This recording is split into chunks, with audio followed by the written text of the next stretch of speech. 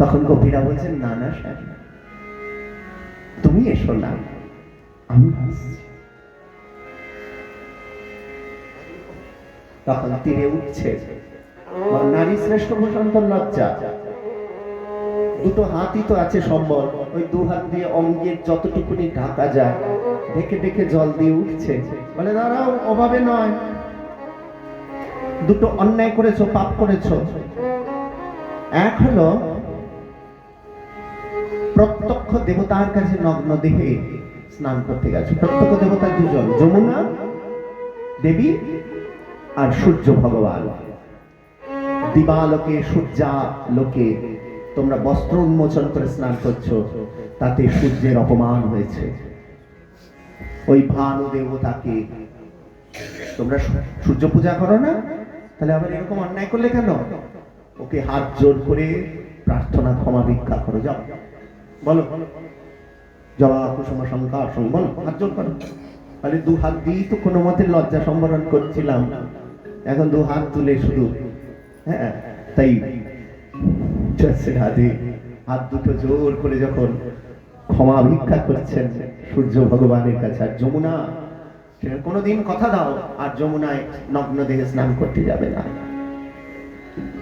বলে বলে নাও, হাত জোর করে স্তুতি করো।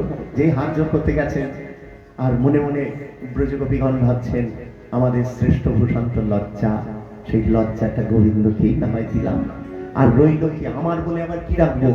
আমার ইহলৌকিক পারলৌকিক ধর্ম, ধৈর্য, লজ্জা, কুল, শীল, মান, অভিমান সমস্ত আগৌর গোবিন্দ বলে তার চরণে দিয়ে দেবো।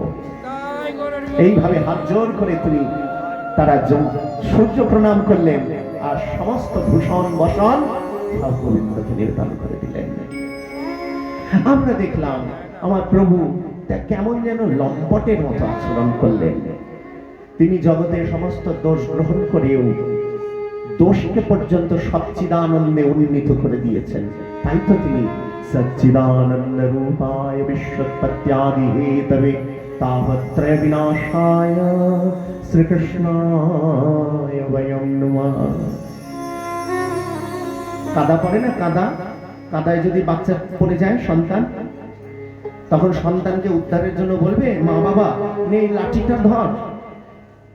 মা বাবা ওই কাদের মধ্যেই ঝাঁপ দেবে, আর কাদায় ঝাঁপ দিয়ে নিজেও কাদা মারবে, মেখে সন্তানকে তুলে আনবে। আমরা তো কাদায় পড়ে রয়েছি, পতিত জীব, পতিত হয়ে গেছি। তাই পতিত পাবন শ্রীহরি সমস্ত দোষ কাদার মতো শরীরে মেখে এই জগতে নেমেছে। আমরা দেখছি গোপীদের নগ্ন করছে কেন? আদৌ কিছু করছেন না। এ তো সমুদ্র, বিশাল সমুদ্রের ন্যায়, এখানে যাই ফেলে দেবে সমুদ্র আবার তোমায় রিটার্ন ফিরিয়ে দেবে। গোবিন্দ তো বস্ত্র হরণ করেননি, বস্ত্র তো আবার হাতে হাতে করে তাদের দিয়ে দিয়েছেন। তিনি যেটা গ্রহণ করেছেন সেটা হলো গোপীগণের অন্তরের ঐকান্তিকতা, সমর্পণ, শরণাগতি। শ্রেষ্ঠ দান বলে একটা কবিতা আছে, জানো? নগরে ভগবানের দুধ ভিক্ষা করে করে হচ্ছে ভগবান চেয়েছে দাও। আর ভগবানের ঈশ্বরের নাম করে কেউ চাইলে সবাই তো দেয় কিছু না কিছু।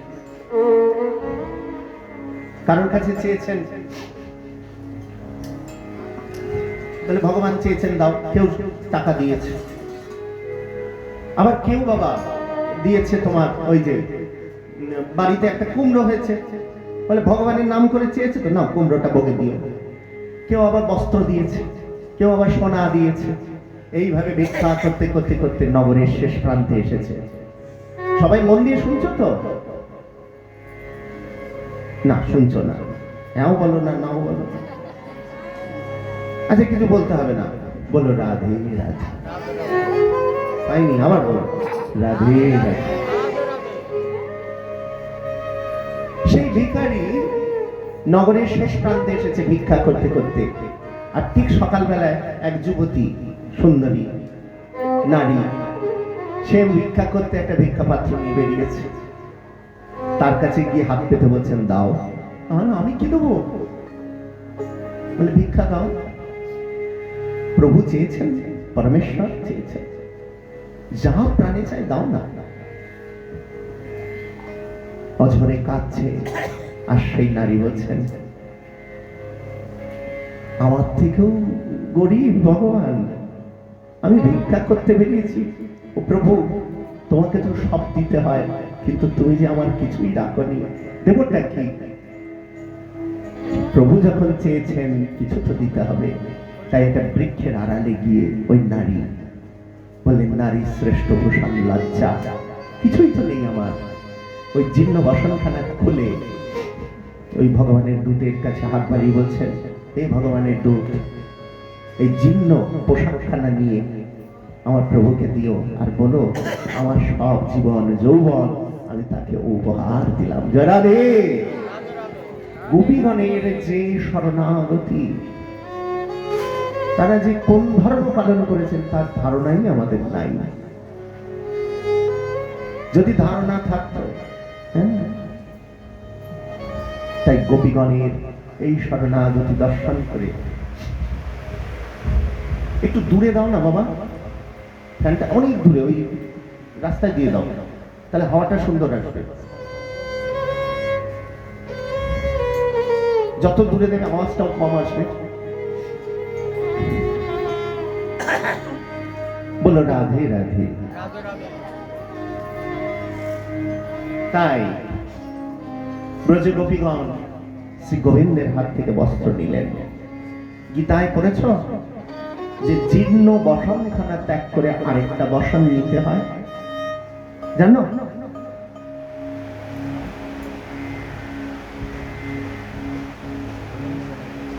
একটা বসন ত্যাগ করে আরেকটা বসন পরার মতো দেহকে ছেড়ে আরেকটি দেহকে গ্রহণ করতে হয়।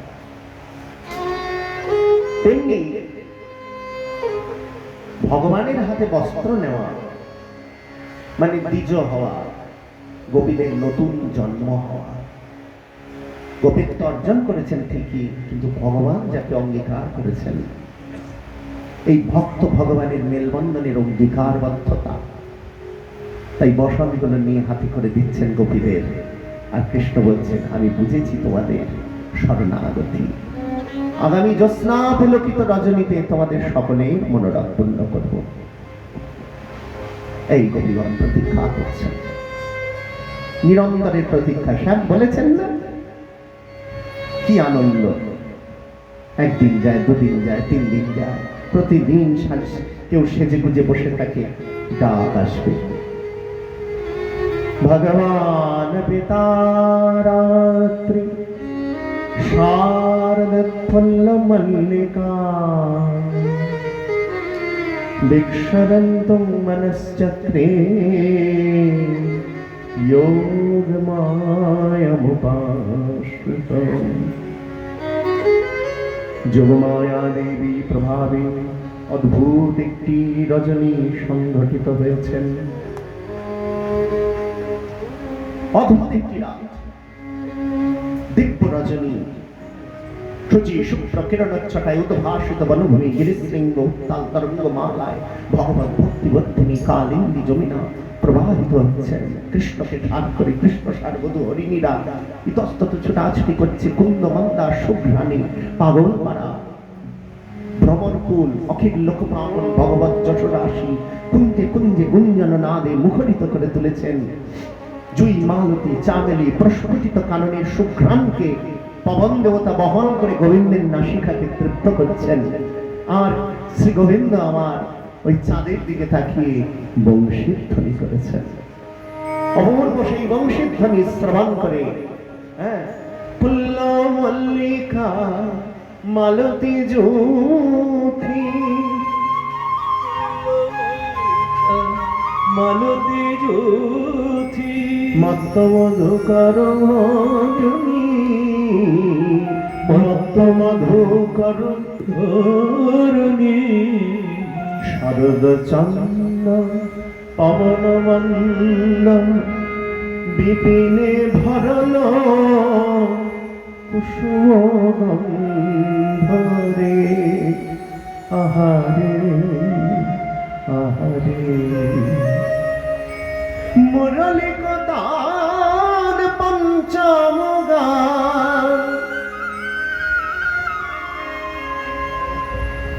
কুলবতী চিত চরণী, কুলবতী চিত চরণী।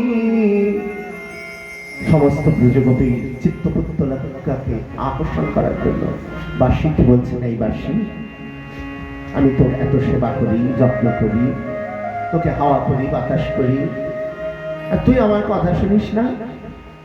বাসি বলে, তুমি আমার সেবা করো, তুমি আমার বাতাস করো। হ্যাঁ করি তো, তোর ছিদ্রে ফু দেই যে তোর হাওয়া লাগে না, আর গা টিপে দাও নাকি, সম্ভাষণ করো, অঙ্গ মর্দন করে দাও, করি তো। বাকি ছিদ্রে যখন আঙুল চালাই তোর আরাম লাগে না, বিছানায় শোয়াও, হ্যাঁ কোমরে গুজে রাখি যে। প্রভু তোমার অঙ্গ সঙ্গ লাভ করে আমার জীবন ধন্য, তুমি আদেশ করো। রাসস্থলীতে অনেকগুলো বাসীর নাম আছে, ব্রজমণ্ডলে বহু বাসী আছে, এক এক সময় এক এক রকম কৃষ্ণ বাসী বাজিয়েছে। বংশিকা, আকর্ষণী, সম্মোহিনী, মহানন্দা, বৈষ্ণবী, এভাবে বিভিন্ন নাম আছে। বেনু, আকর্ষণী বংশের ধ্বনি করেছেন রাসস্থলীতে ব্রজগোপীদের আকর্ষণ করতে। ককার, লকার, ইকার, মোহনের চন্দ্রবিন্দু, কামবীজ ধ্বনিত হয়েছে এই বাসীর মধ্যে। সমস্ত গৌরীয় বৈষ্ণব তথা সমস্ত বৈষ্ণবগণের সমস্ত মন্ত্রের অধিষ্ঠাত্রী দেবী দুর্গা। এগুলি দীক্ষার সময় সেই শক্তি, দ্রষ্টা, ঋষি এগুলি উচ্চারণ করা হয়। দেবী যোগমায়া প্রভাবে, যোগমায়া প্রভাবে ওই বংশের ধ্বনি করেছেন আমার শ্যাম সুন্দর আর ব্রজগোপীগণের। এক একজন এক এক অবস্থায় ছিলেন। একবার শুনে দেখো, এগুলি শোনার অভিপ্রায় কি? শুনে যেন বুঝতে পারি যে আমি যে কোনো অবস্থায় থাকি, যদি ডাক আসে হা গোবিন্দ বলে যেন ছুটতে পারি। কোন গোপী তিনি দুগ্ধ উৎপত্তন করছেন, বাসী শুনেছেন আর ছুটে চলেছেন। কোন গোপী চরণে নুপুর করেছেন, এক পায়ে নুপুর পরে ডাক শুনেছেন, চলে গেছেন। কোন গোপী এক চোখে কাজল পরেছেন, আরেক চোখে পড়ার সময় নাই, শ্যাম যে ডেকেছেন। এই অবস্থা কাদের হয়? এই প্রাকৃত জগতের কারোর হয় না। পাড়ার পটলা ডেকেছে বা পাড়ার ছেলে যে, হ্যাঁ ধরুন ধরো না, বাবু বাবু ভালোবাসে একটা মেয়েকে, অর্চনাকে ভালোবাসে, ভালো, ওই বাবু আমার বন্ধু, বাবু ডেকেছে, এক চোখে কাজল পরে ছুটবে না। পাড়ার ছেলেকে ভালোবেসে কেউ কাত্তায়নী ব্রত করবে না, নিয়ম মাস করবে না। হরি বল। এ জাগতিক কোন প্রেমের কথা নয়, এরা জন্ম জন্মান্তর প্রতীক্ষা করে তারপরে গোপী হয়ে এসেছে। গোপ্তত্ব শ্রুতয় গেয়া ঋষিজা গোপকন্যকা দেবকন্যাশ্চ রাজেন্দ্র ন মনুষ্য কদাচন। কোন গোপী শ্বশুর শাশুড়ির সেবা করছেন, ছুটেছেন। কোন গোপী স্বামীর চরণ সম্ভাষণ করছেন, ছুটেছেন। আলাদা আলাদা করে সব ধর্মগুলো দেখিয়েছেন। যার যার ধর্মগুলো রেখে সর্বধর্মান পরিত্যজ্য মামেকং শরণং ব্রজ শব্দটি ছুটছেন। সব সখিয়া চলো প্রভু কে দর্শন, সব সখিয়া চলো প্রভু কে দর্শন। ধন ধন ভাগ্য সুফল হোত নয়ন, ধন ধন। সব গোপীরা চলছেন। 16 श्रृंगार सजोयति सुलोचन, 16 श्रृंगार सजोयति कुसुम सुगंधित हर रंग सुवसन, कुसुम सुगंधित हर रंग सुवसन। गिरिधर प्रभु के चरण अर्पण, गिरिधर प्रभु के चरणन अर्पण आज करो अपनो तन मन धन सब सखिया चलो प्रभु के दर्शन। সমস্ত গোপীগণ এসে উপস্থিত হয়েছেন। কৃষ্ণ ভিক্ষা বাক্য বলছেন, কেন এসেছ? তোমাদের ধর্মকর্ম নেই? গোপীগণ কাঁদছেন। শ্যামসুন্দর কঠোর বাক্য বলছেন, উপেক্ষা বাক্য বলছেন। বস্ত্রহরণের সময় এই কৃষ্ণই তো আমাদের কথা দিয়েছেন, আর এখন এইভাবে উপেক্ষা করছেন। কেন এসেছ?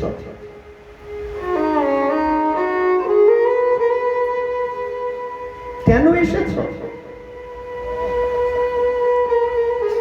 মুখে কোনো ভাষা নেই।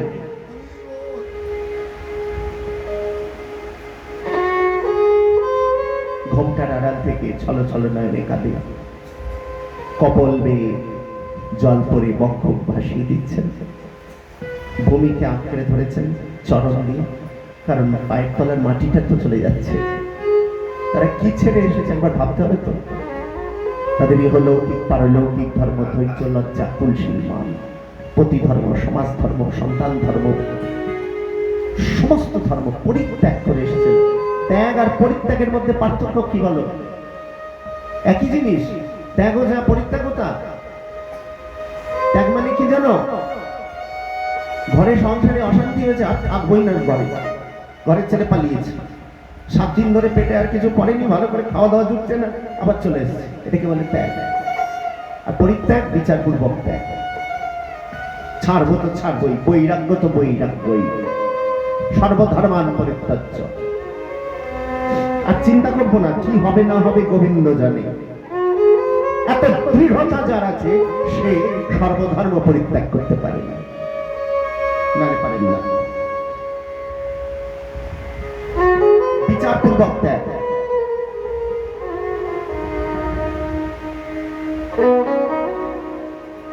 তাই গোপীরা শ্যামকে আর কি বলবেন?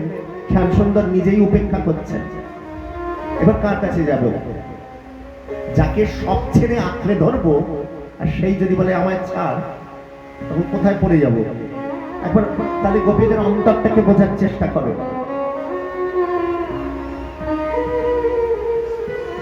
সংসারের সব ছেড়ে যাকে আঁকড়ে ধরবো চরণ, আর সে বলবে ছেড়ে দে, তখন না এদিকে যেতে পারবো না ওদিকে যেতে পারবো, এমন এক অবস্থা। ফিরায়ে দিও না মোরে শূন্য হাতে, কুঞ্জে এখনো কুজনে মাতে। ফিরায়ে দিও না মোরে শূন্য হাতে।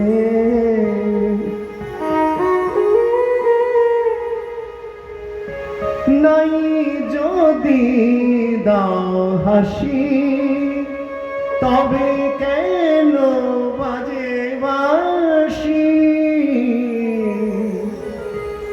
সুরেরই আকা আঘাতে এ মধুরাতে। ফিরায়ে দিও না মোরে শূন্য হাতে। তুমি যদি কৃপাই না করবে, বাঁশি বাজিয়ে ডাকলে কেন?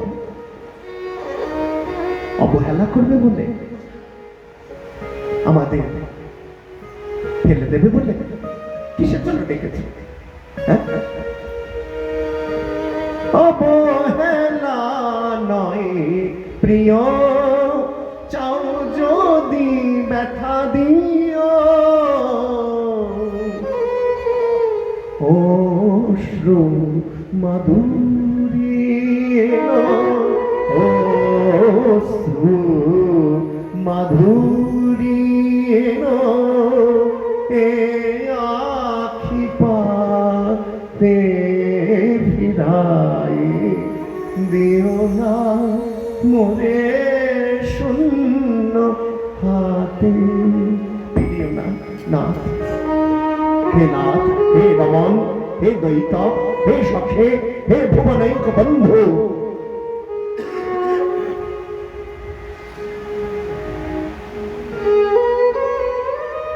এই অবস্থা।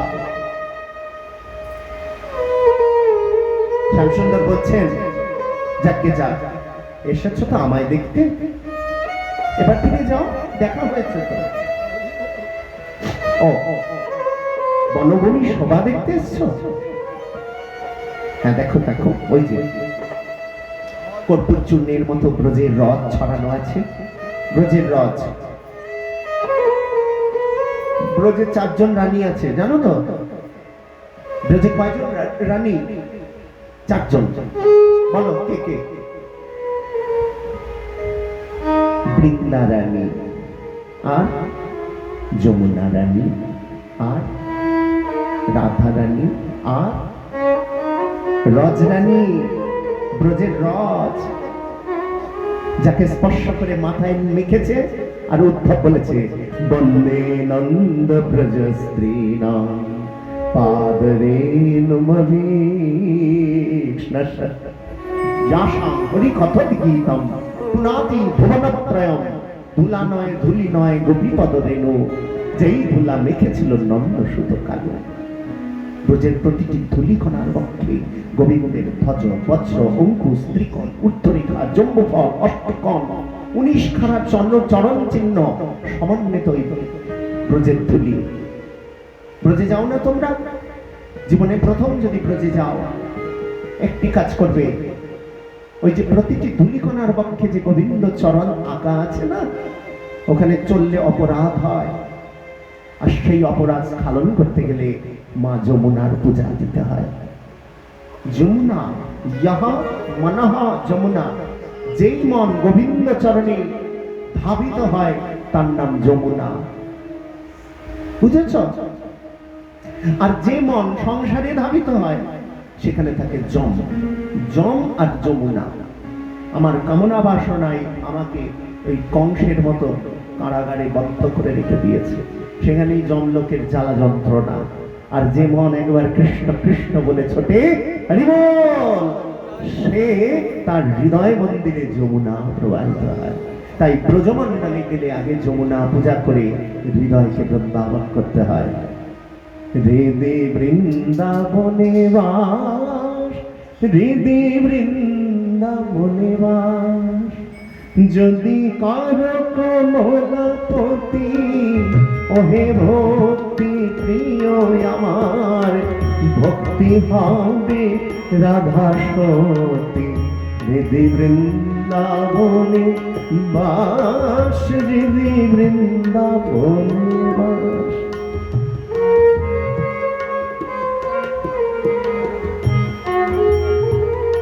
হরি বল।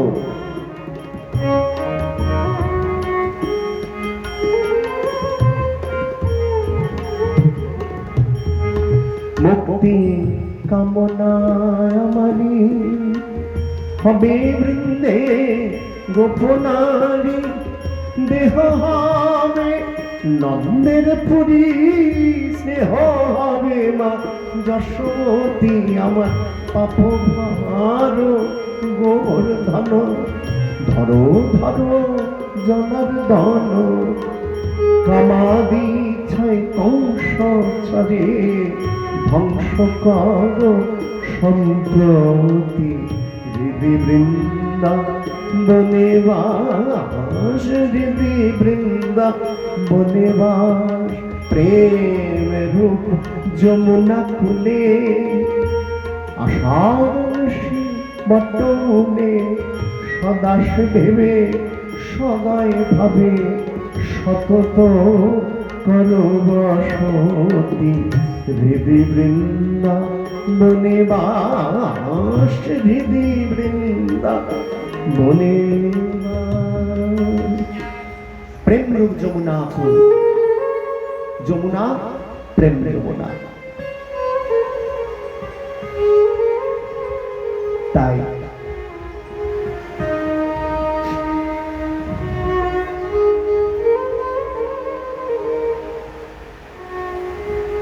শ্যামসুন্দর বলছেন, ব্রজের রেণুগুলো দেখো, ব্রজের ধুলিগুলো দেখো কত সুন্দর। আর মাটির দিকে তাকিয়ে গোপীরা বলছেন, কৃষ্ণ উপেক্ষা পেয়েছি, হে ধরিত্রী মা, দুভাগ হয়ে যাও, তোমার ভেতরে প্রবিষ্ট হই, দেহ নিয়ে ফিরে যেতে আসিনি। শ্যামসুন্দর বললেন, ঠিক আছে ঠিক আছে, ওই যমুনার শোভা দেখো, কি সুন্দর উত্তাল তরঙ্গমালায় যমুনা প্রবাহিত হচ্ছে। গোপীগণ যমুনার দিকে তাকিয়ে বলছেন, হ্যাঁ হ্যাঁ যমুনা, তোমার বক্ষে গিয়ে ছাপ দেব, কিন্তু ফিরে যেতে আমরা আসিনি। শ্যামসুন্দর বলছেন, চাঁদের শোভাও কম নয়, দেখো কত সুন্দর চাঁদ, জ্যোৎস্না পুলকিত রজনী, তাকাও তাকাও। গোপীগণ চাঁদের দিকে তাকিয়ে বলছেন, হে চন্দ্র, তোমার কলঙ্ক আছে, আর আমরা কৃষ্ণ প্রেমের কলঙ্ক নিয়ে কোথায় যাব? হ্যাঁ, আমি কুরূপা কলঙ্কিনী গোপনারী, তুমি জগরঞ্জন বংশীধারী।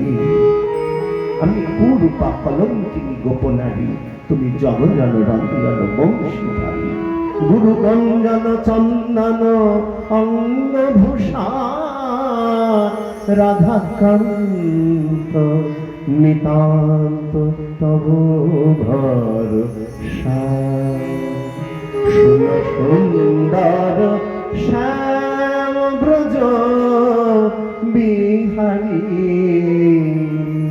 হৃদয় মন্দিরে রাখি তোমার ফেরি।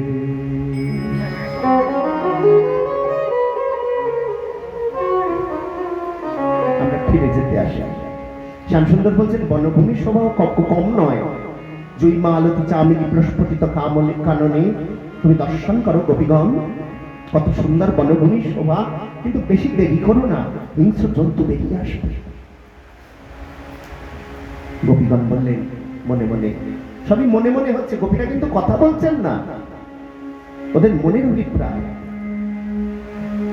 বলছেন, হ্যাঁ হ্যাঁ, বনভূমির শোভা দেখাচ্ছ স্যার, ওই বনভূমির ভেতরে প্রবেশ করব, আর প্রবেশ করে হিংস্র জন্তু ছিঁড়ে খা, কৃষ্ণ উপেক্ষিত দেহ নিয়ে কোথাও যাব না আমরা।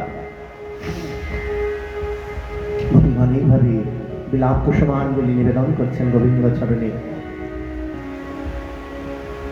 শ্যামসুন্দর বলছেন, তোমাদের পতি ধর্ম নাই, সমাজ ধর্ম, গৃহ ধর্ম কিছু নাই, সব ছেড়ে এইভাবে চলে আসছ। কোন রাক্ষস এসেছে, কোন অসুর এসেছে, আমায় এখনই বলো, আমি সব রক্ষা করে দেবো। হ্যাঁ হ্যাঁ, আমাদের ভেতরে রাক্ষস সব খেয়ে দিচ্ছে, তোমার মিলন জনিত সুখ লাভ করলে সব অসুখ পালিয়ে যাবে। রাধে,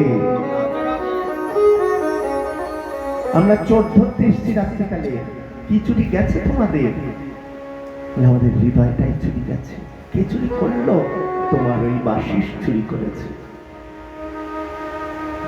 অবশেষে ব্রজগোপীগণ নিবেদন করলেন, তোমার চরণ ছাড়া গতি নাই, ও চরণ ছেড়ে আমরা কোথাও যাব না। শ্যামসুন্দর সবাইকে পরীক্ষা করে দেখলেন, এদের ধর্মের কথা কোনো শোনাই, কিন্তু গোপীরা তো আর ছেলে মানুষ না,